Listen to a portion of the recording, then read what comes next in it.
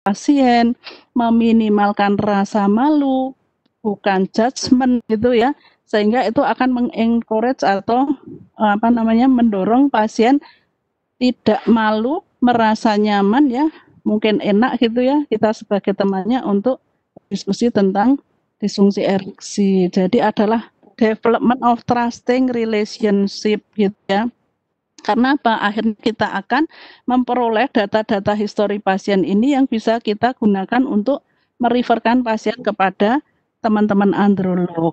Ya, jadi artinya seorang apoteker bisa berkolaborasi ya dalam deteksi dini disfungsi ereksi ini. Nah, misalnya ini yang bisa kita lakukan juga, tapi nanti juga tergantung kondisinya pasien ya, kita harus pilih-pilih. Kalau memang dia adalah pasien-pasien dengan penyakit kronis, tentunya kita bisa menawarkan juga ya tentang gangguan-gangguan tadi bisa kita pastikan dengan tadi cek untuk tekanan darahnya kah gitu ya, apakah dengan GDS, GD2PP ataukah GDP, apakah kadar kolesterol trigliserid, dan bahkan jangan lupa dengan tadi ya, dengan kuesioner dari Pfizer yang katanya sudah mau di-launch itu yang cukup mudah. Kemudian kalau dia memang adalah pasien-pasien penyakit kronis, maka cek obatnya apa saja, cek tentang kepatuhannya, target terapinya kemarin apa, sekarang apa. Apalagi sekarang dengan adanya BPJS kan ada apotek jejaring yang tentunya kita bisa mengakses tadi ya data-data dari pasien tersebut gitu ya, karena waktu ke waktu kan di apotek kita. Bahkan kita juga berharap bahwa BPJS bisa menggunakan sistem MTM ya, jadi manajemen terintegrasi dari terapi pada pasien. Kalau teman-teman dokter bisa membuka pikir, maka kita pun apoteker semoga punya catatan-catatan yang mendukung itu sehingga kita tahu capaian terapinya tercapai atau tidak, problem pasien di mana, apakah di obatnya, ataukah kepatuhannya, ataukah efek sampingnya, atau malah terjadinya disfungsi ereksi yang menyebabkan seorang pasien tidak mau menggunakan obat. Padahal belum tentu karena obat, bisa jadi juga karena keparahan penyakitnya. Apalagi kalau pasien ternyata juga sudah diresepkan oleh dokter, ternyata juga mendapatkan obat dengan fosfodiesterase 5 inhibitor, misalnya Viagra gitu ya, itu harus kita record juga dan kita assess.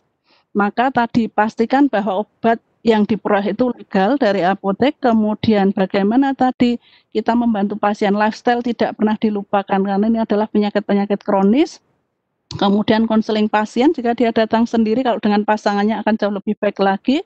Kemudian kalau memang terjadi disfungsi ereksi atau sudah pada level yang memang harus kita anggap harus mendapatkan terapi, maka harus kita rujuk kepada teman-teman dokter andrologi.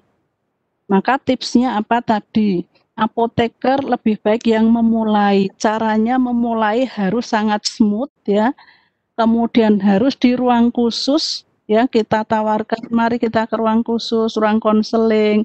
Jangan ada interupsi, jangan baru kita konseling ada yang masuk, TTK-nya nanyain apa atau malah ini minta tanda tangan SP dan yang lainnya ya. Jangan buru-buru gitu ya. Kemudian jadilah pendengar yang baik. Jadi jangan sok tahu, tapi dengarkan apapun yang dia sampaikan. Walaupun kita sebenarnya mungkin tahu arahnya kemana, tapi pura-pura saja tidak tahu, dengarkan saja. Karena apa? Kita sedang membangun kepercayaan dan tunjukkan empati dari seluruh body language kita.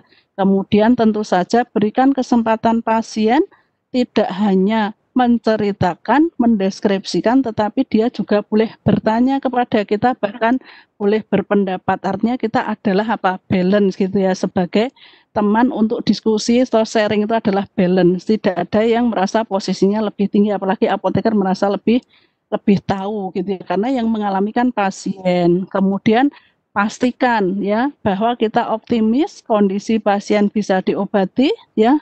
Jika perlu tadi ada peraga atau brosur yang bisa disampaikan untuk meningkatkan rasa optimis dari pasien. Misalnya tadi level-level dari terapi, dari mulai yang lifestyle, kemudian non farmakologi, memastikan kausanya apa, barulah mendapat obat, dosis berapa, nanti akan diakses berapa lama. Kalau itu tidak respon, maka akan meningkat kemana gitu ya.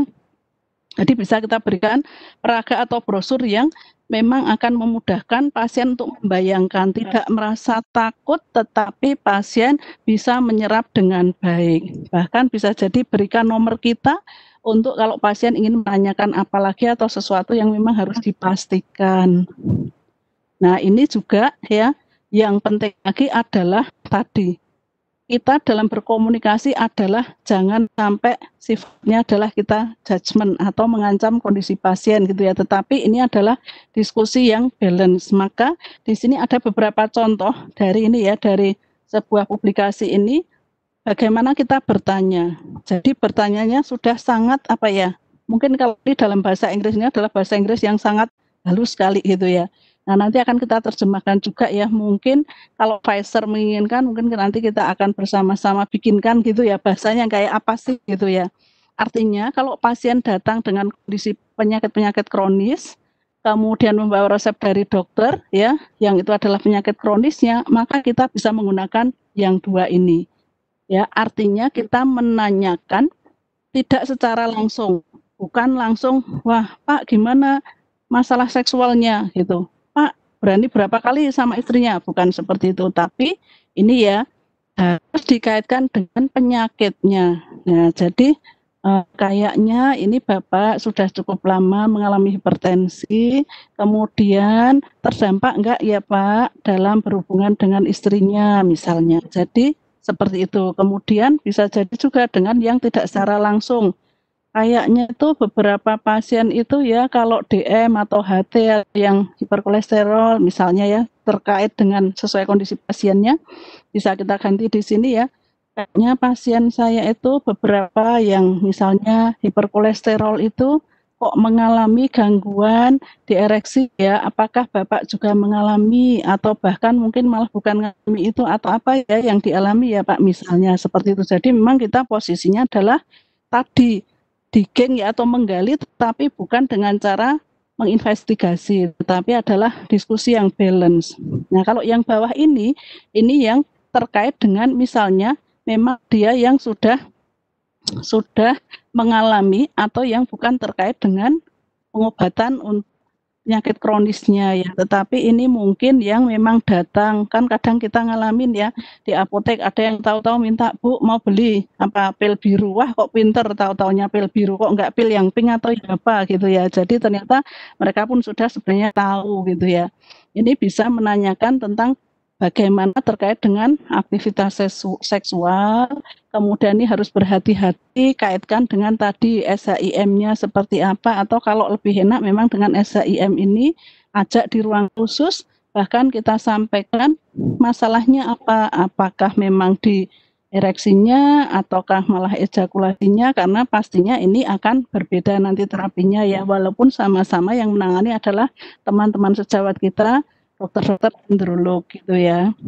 Nah, kemudian juga penting ini ya, dipastikan apakah ini adalah masalah ansietas ataukah memang drug induce. Maka ini juga bisa ditanyakan, artinya apakah dia mendapatkan obat atau tidak, ataukah ini karena tadi ya, dia bisa melakukan secara sendirian atau tidak. Kalau tetap bisa, itu berarti sangat mungkin karena masalah ansietas. Kalau dengan partnernya ternyata kok tidak bisa misalnya, nah itu berarti kan ini jelas masalah stres atau ansietas. Tentunya teman-teman androlog juga akan memberikan intervensi yang akan berbeda. Nah, ini contoh kasus, saya punya 2, karena mungkin kita mengalami tidak hanya 2 ya, jadi nanti tinggal silahkan teman-teman, menempatkan dirinya ya, sesuai dengan apa yang kita bayangkan ini.